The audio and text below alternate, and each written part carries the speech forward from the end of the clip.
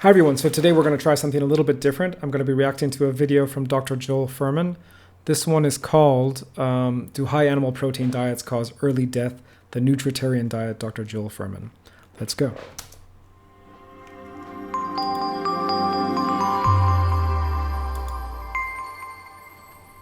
So high protein and death. People say to me, well, how come you're saying this and some other doctor or nutritional guru is saying something different? And who do you believe? And so the answer here is pretty clear. It's that number one, I'm not saying things that aren't well accepted by nutritional scientists the world over. But number two, we give more credence to studies that go on for many years, that look at hard endpoints, not soft endpoints. In other words, I could look at a study that went on for 2 years that showed you lost some weight. But that's not really that important or not that critical, because I could have fed you Twinkies and you could have lost weight because you got sick of eating nothing but Twinkies and you just ate less calories and you lost weight. But you're going to die in 15 years on a Twinkie diet. Just because your triglycerides went down and your diabetic parameters improved on a Twinkie diet isn't just, I got to see if you're on the diet for 20 years what happens to you. And I don't want to just see you lose weight. I want to see how much you thrive and whether you're demented, whether you have a heart attack, whether you get cancer, or whether you die or not. So a couple things to say here. I mean, first of all, in general, as a matter of principle, he's right? We definitely want hard endpoints, number one. Number two, yes, you can lose weight on the Twinkie diet. I don't know what that has to do with anything. I don't think your markers of insulin resistance and triglycerides and so on will improve. I'd have to look at the data if someone has done the Twinkie diet or whatever, but I don't think, even if you lose weight, I think there's going to be lots of other health outcomes. Number three, it's interesting to me that he's really focusing on what we have hard data for, because of course, people have only been talking about this for a short period of time. It's only been, well, that's not true. We have a lot of data on ketogenic diets as well, probably more than any other diet. So, it's interesting to see how he's going to dismiss that in this video. But it's funny because, when it comes to what people have looked through the longitudinal observational data for, they've looked through this question of vegetarian, vegan, etc., what's the meat content of the diet. They haven't looked as much on what are frankly to me the more important questions, like, is this high enough fat content in your diet to get you into ketosis, etc., micronutrient deficiencies, etc., etc. So those things have been looked at, but not in the kind of data that he's about to cite. So let's take a look. A hard endpoint is death. You follow that? It's more critical. We have to give more credence to studies that go on for many years that show hard endpoints of death. That's the best endpoint, which makes you live longer, right?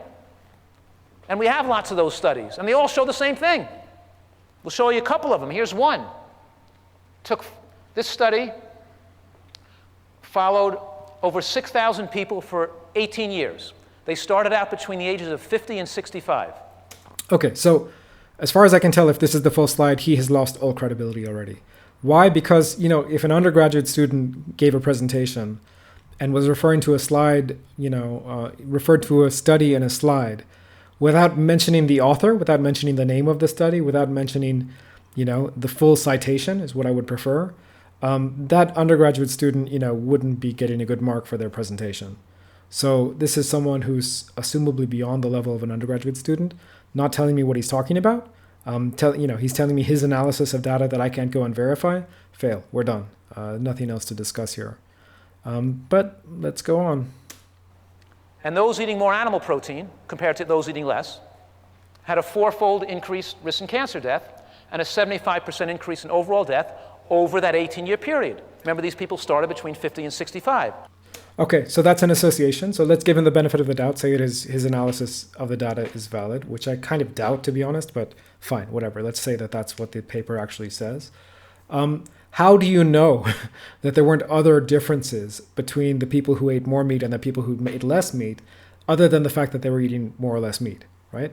This is what's known as the healthy user bias. So if we've been told since the 1950s that eating meat will kill you, who do you think are the people who are going to eat the most meat? People who don't consider themselves very healthy, people who are more likely to smoke, more likely to drink, less likely to exercise, less likely to take care of themselves in general, less likely to have a good sense of self-esteem. So what do we know about patients with, for example, cancer patients? They're more likely to have all of those attributes, right? So this is telling me very little if it's telling me anything, even if it's true. So if they were 60 in that group, they were 60 years old, they followed them until they were 78. And over that period, between 60 and 78, they had got cancer or they died. And the question now is, well, how much animal products were people eating in the high animal product group, and how much were they eating in the low animal product group, right? In the high animal product group, they were eating about 30% of calories from animal products, which is the same as most Americans eat. But by worldwide standards, it's considered really high. Yes and no. I mean, there are places, there's one place in particular that eats more meat than the US does. That's Hong Kong. They have the longest life expectancy of any place. And 30% of calories from animal products means 70% of your calories are not from animal products, right? So it's still a plant-based diet if you want to think about it in those terms, right? And what are those animal products likely to be? I mean, what are those plant products likely to be? They're likely to be the least healthy carbohydrates, sugars, candy, ice cream, et cetera, because again, we're talking about, just given the healthy user bias, we're talking about the people who, in a society that eats a lot of junk food, we're talking about the people who eat the most junk food, probably, right? Without knowing more data, that's what we have to assume. So again, he's telling us very little here. In the low group, they were consuming less than 10%, about 7.5% of calories from animal products, which is about less than a third of what Americans consume. Yeah, but what else were they doing? I mean, they were going to yoga. And that's what we see in the blue zone. Exercising People twice a who week. live the longest are always populations that eat less than 10% of calories. The blue zone stuff is complete nonsense. So he's saying less than 10% of calories from meat. Perhaps that was the case when Ansel Keys, originally collected some of this data, because he was looking at post-war Europe and at post-war Japan, where people were starving. But if you go to a place like Okinawa today, you're going to find they put pork in almost everything. Very difficult. I have friends, vegetarian, vegan friends who've been to Japan and Okinawa. Very difficult to find any dish that doesn't have fish or meat in it. Very, very difficult. So as a percentage of calories, I would be shocked if it's still less than 10%. In post-war Japan, of course, they were starving. But maybe not today, eh? From animal products, and like we see in the heart disease reversal studies. When we drop animal products down to 5% of calories or less, we see heart disease start to reverse. At 15%, so in the studies that he's talking about, I assume he's talking about the Dr. Dean Ornerstorff study. That's the only one that I'm aware of. Well, there may have been 2 studies like that. But it's not just the diet that changed, right? They gave them, yes, a plant-based, close to a vegan diet or whatever. In some cases, it may have been a vegan diet. They also did stress reduction. They also did exercise. They also did, yoga and all kinds of stuff. If they did that stuff without changing the diet, would they have got the same results? Quite possibly. So again, this is telling me very little. We see some genetically prone people develop heart disease, but we don't see almost any people develop heart disease in populations that are eating 7.5, 10 or 7.5, and none with 5%. We see none. So that's complete nonsense, right? Because listen, I'm coming from part of my family is in India. Part of my family is strict vegetarian, and they die of heart disease as often or more often as anyone else. We have an epidemic of heart disease in India, including among the vegetarian populations. So that is pretty much nonsense, demonstrably so. And here's a study on 49,000 people. 49,000 followed for more than 18 years. Where's the citation? Where's the DOI number? Show me anything here. You're just telling me, your interpretation of the data. How can I go and fact check it? Actually, in most cases, more than 20 years were followed. And they classified their diets on a scale from 1 to 20. 1 meant it was almost a vegetarian or vegan diet, eating almost all plant foods, and 20 meant it was an Atkins or ketogenic diet, eating almost all animal products with very little plants. And everybody fell on some category, score of 2 or 5 or 8 or 16 or 18, based on what ratio and how much plants they were eating to animal products. You know what they found? For every 1 point of score going up, for every point going from 1 to 20 up, heart attacks went up by 2.5%, deaths from every 1 point going up. And they found that there was a 60% increased risk of heart attack deaths over that period for people who scored above 16 to people who scored below 6. Did you follow that? What I'm saying here is that all these studies using hard endpoints show the same thing. Yeah, they show healthy user bias. They don't really show anything aside from that. That when we look at people over many years, we see that the more animal products they eat, the more cancer they get, and the more heart attacks they get, and the more they die. Death. So if you're into paleo, which is irresponsible, a lot of personal trainers want people to get macho and sexy and, and eat all those meat. They're just having people die, causing death. So the fact that he has to bring up paleo diets and so on, I mean, this is one reason that I wanted to look at this video, because it means he's on the defensive, right? And he's basically saying, you interpret and extrapolate from what he said, you can't look nice, on vegan diets, is basically what he's saying. He's saying that, paleo people will have you eat more meat and so on to look better. Well, that's important to a lot of people, number one. Number two, again, the data he's citing is sort of junk data. But it's interesting to me that he's on the defensive. He knows, if you look even at the comments of this video, which I would encourage you to take a look at, a lot of sick people, a lot of people asking him, how the hell do I do this? I've tried it different ways. And then there's other people who have gone to fully carnivore or mostly meat diet and who have seen a lot of healing. So I think he's getting these comments and he's understanding his own the limitations of his own religion, let's be honest, and having to at least address those arguments. So to me, it's great to see, a joker like this on the defensive. It's deadly.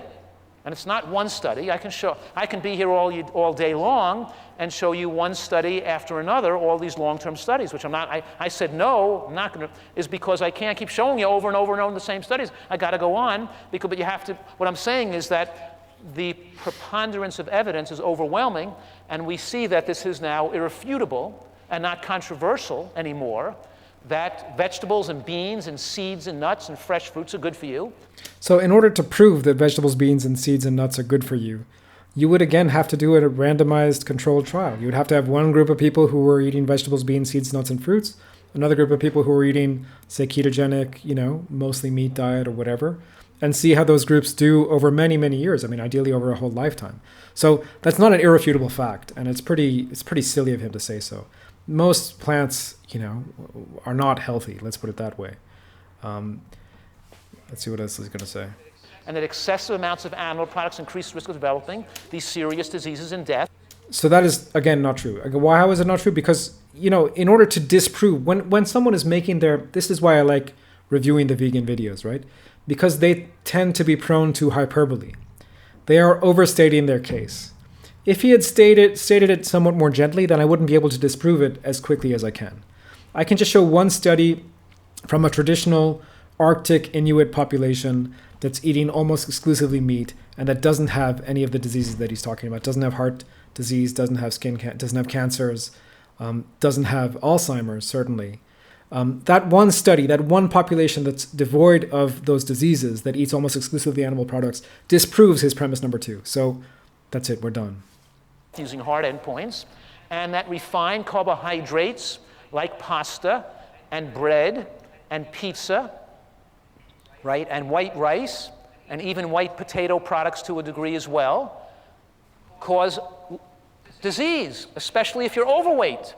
And if you're overweighting these high glycemic carbohydrates, because you produce more insulin to the same glycemic load food. I'll say that one more time. If I'm a normal weight and eat a potato, my insulin's not going to go as high because my body can secrete a little insulin because my body's not insulin resistant. But if I'm overweight and I eat this potato or the rice, now my body's going to produce a huge amount of insulin because my body is more insulin resistant. So a much higher, and the insulin that I just produced in excessive amounts to push the glucose out of my bloodstream stays circulating for many hours. Not like the glucose goes down quickly, but the insulin stays there, being a growth-promoting hormone. Yeah, so I don't know if this guy just doesn't understand insulin resistance or if he's deliberately explaining it wrong. I mean, I can't really tell what he's trying to do here. There's two different phenomena. One is obesity, one is insulin resistance. It's true that they are highly correlated. Most people who have obesity also have insulin resistance. That is true. But not, there are many people who do not present with obesity. This is what's called the TOFI phenotype, thin outside, fat inside. And I've seen this in my practice all the time.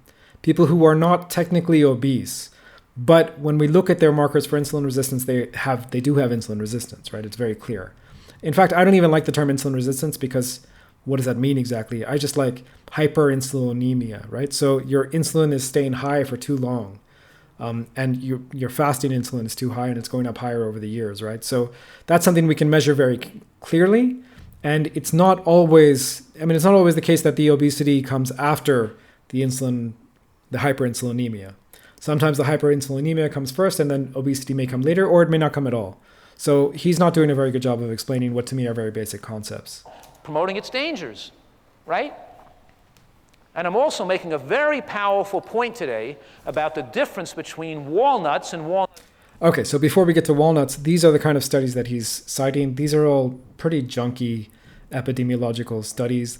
Adventist health study, done by religiously motivated people for religiously motivated purposes.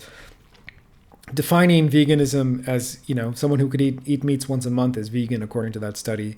So keep that stuff in mind when you're hearing this kind of propaganda. Again, not very. Another reason they're not super helpful is because they rely on food frequency questionnaires, FFQs. And if someone asks you in what you ate 3 months ago, are you likely to remember? No, I'm not, right? So, yeah, very limited utility to all of these studies. Maybe they can put forward a hypothesis for further testing, but that's not how he's interpreting them. He's interpreting them as gospel, which is interesting.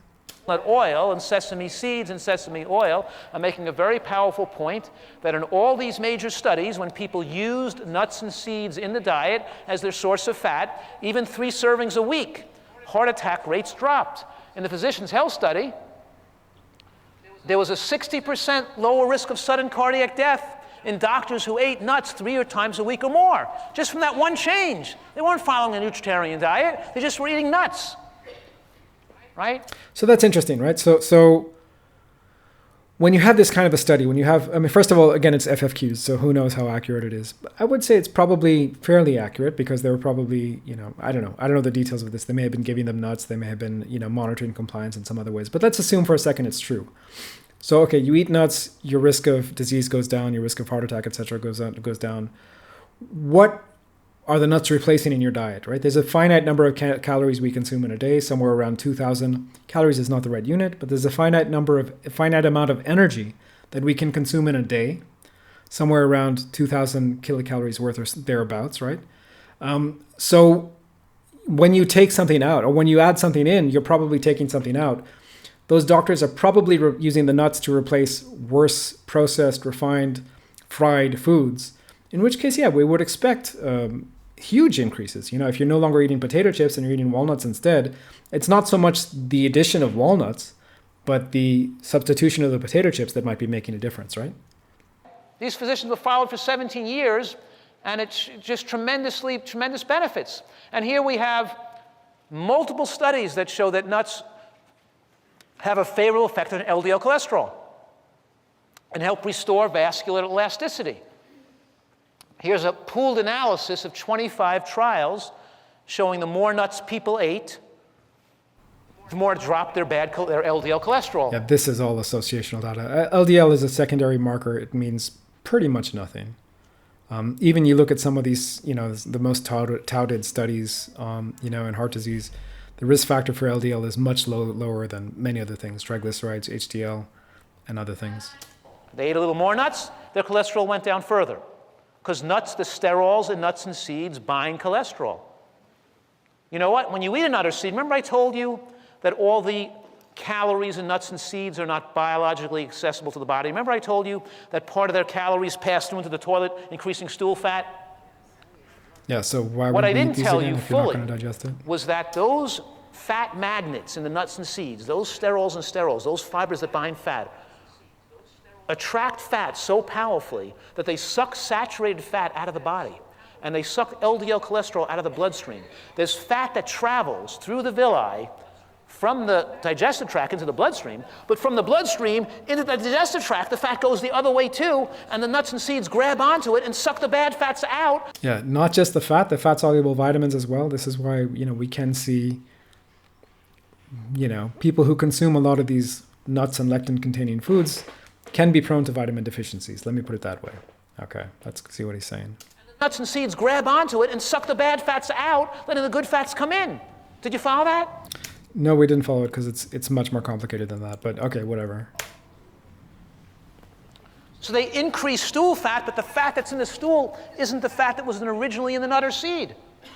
Here's a meta-analysis, which means they analyzed numerous studies examining the same issue with more than 350,000 individuals over many. Okay, at least we have a footnote here. So at least I can look this up and see if it is what he said it is. That's a years, right? Many years, large numbers of people, hard endpoints. And what do they find? When looking at death, mortality means death. That's a hard endpoint. Almost a 40% decrease in cardiovascular mortality in this meta-analysis of more than 350,000 people. You eat nuts and seeds, you don't die of heart disease. 40% reduction. They weren't eating a Nutritarian. Yeah, so what he just said, you don't die of heart disease, is not what the study said. It said a 40% reduction. And again, there could be other differences between the people who ate nuts and the people who didn't eat nuts in these surveys. Nuts are an expensive food, you know?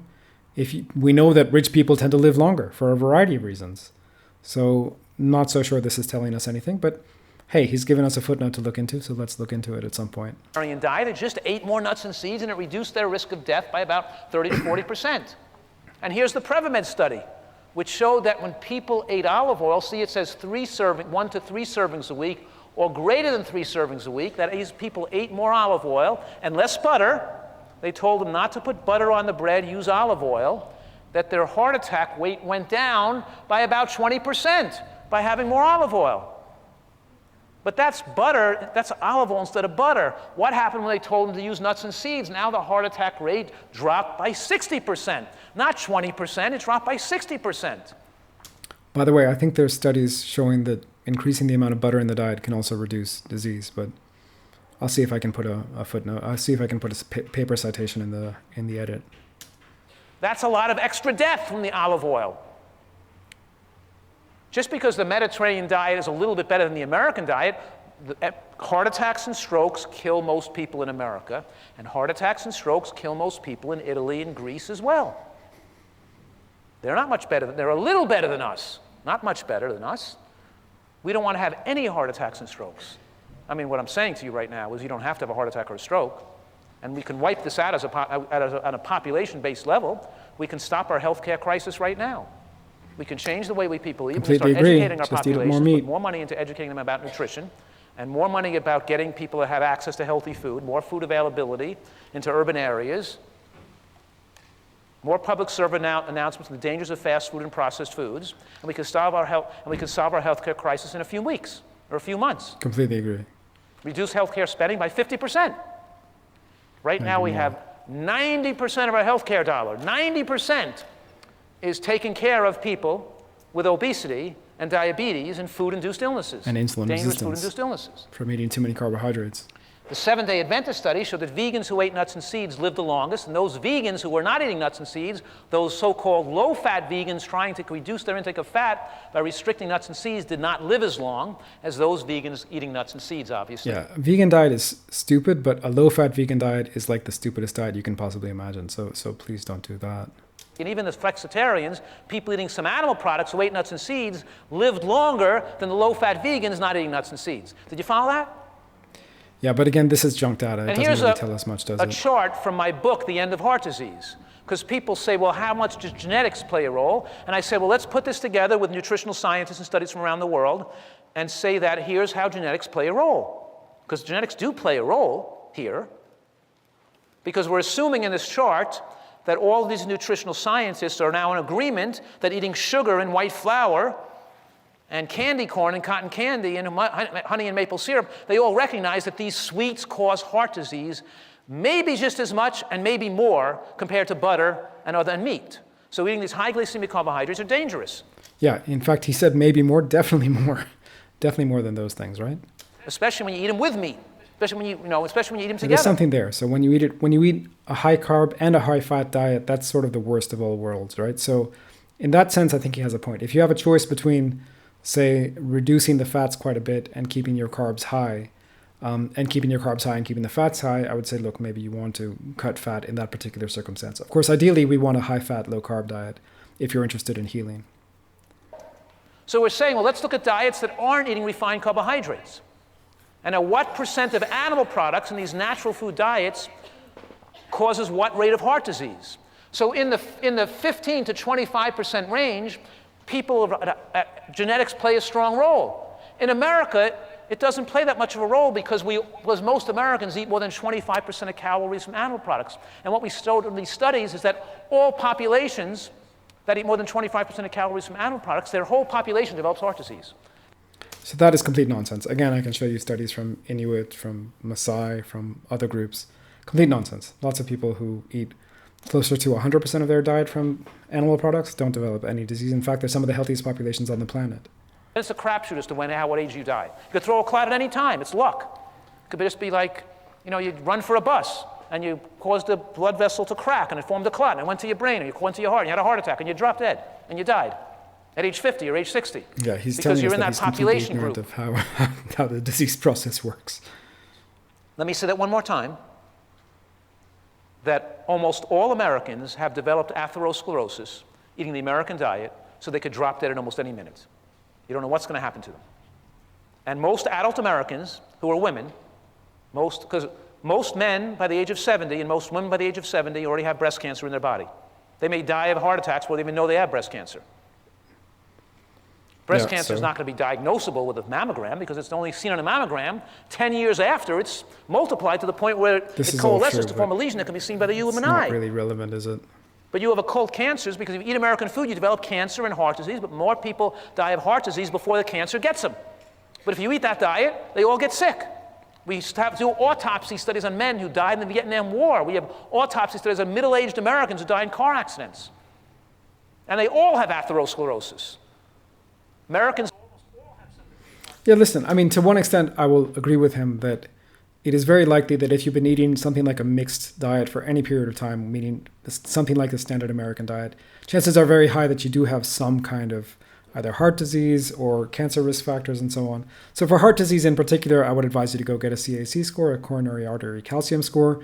If that comes high, then I would say go on the low carb, high fat diet and see if you can sort of keep it stable.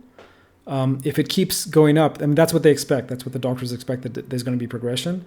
But for most of the people I've seen, we can at least keep it stable. And in some cases, it looks like it goes down, although there's also imaging questions and so on. So I don't necessarily trust that it can go down very much. But we know that keeping it stable is just as good as a zero calcium score. So, do check it out and avoid eating the carbs and fats at the same time. That's the biggest risk factor. Eating like other Americans eat. The point I'm making is they're all at high risk.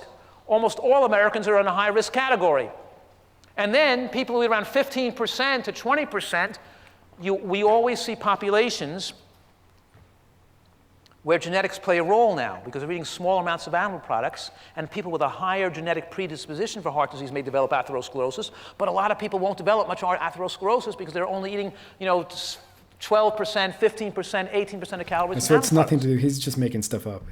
He's coming across data that he cannot complain with his pre-existing hypothesis, which is that animal fat causes heart disease.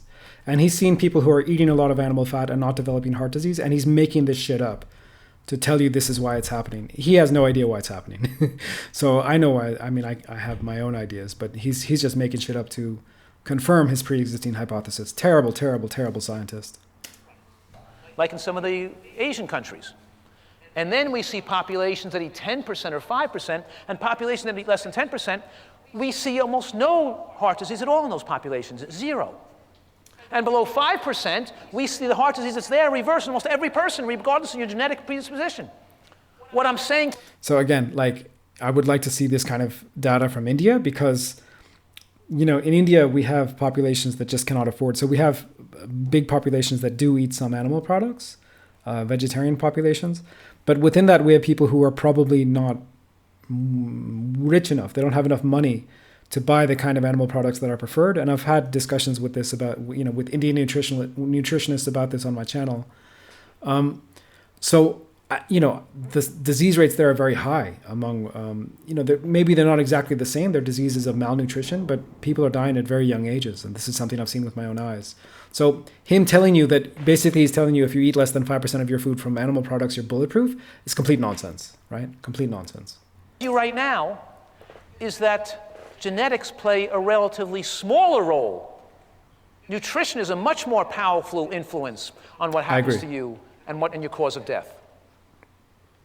There's always luck involved with what can happen to people. So here's a nutritarian diet versus a standard diet.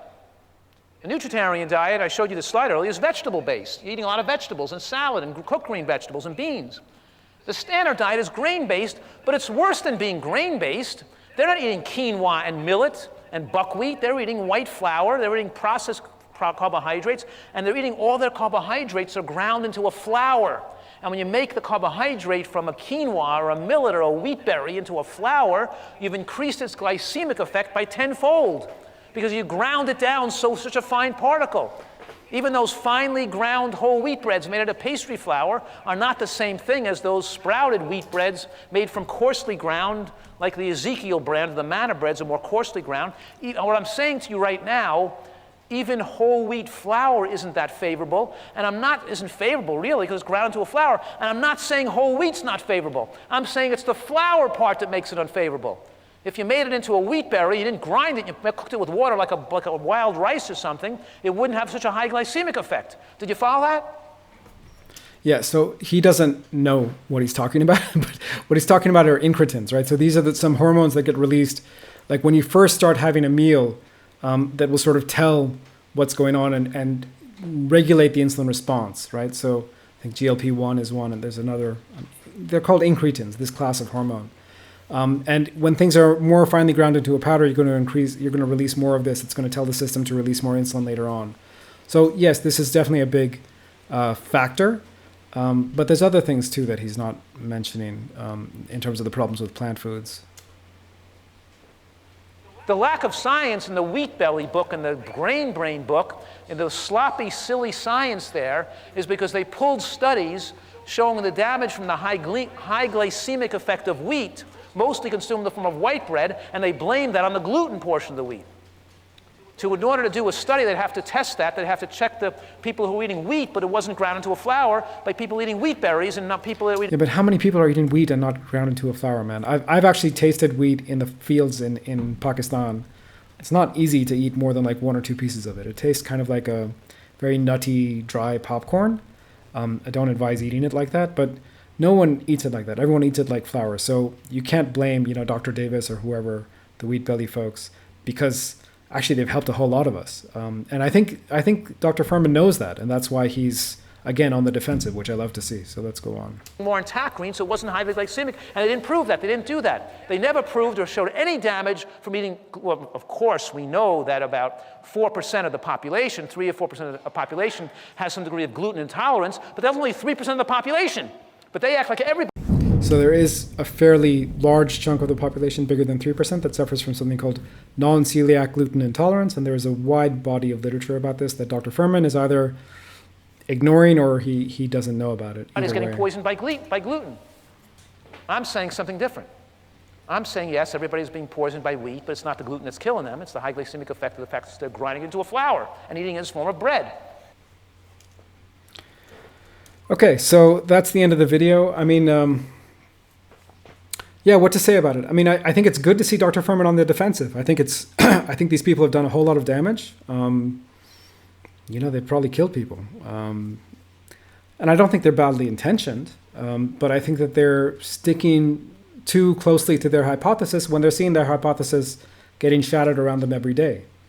I mean, I know people who have left veganism in the last few days, in the last few months, in the last few years, and who really looked up to someone like Dr. Furhman and didn't want to accept that he wasn't a good scientist, right? So, listen, I think a good scientist, by definition, has to change their hypothesis to deal with the data, and I think he's manipulating the data or only considering the data that suits his hypothesis. On the other hand, it's a great business model for him. He can come up with a new diet book every couple of years. Now he's a nutritarian. Before, I think it was the Gomes diet or something. He can sort of manipulate the data and the fact that his community is not thriving to just take them to the next thing. And I think that's really irresponsible. But anyway, just some thoughts. Let me know what you think in the comments. With that, I'm Samir. I'm a health coach and PhD student. I'll see you next time.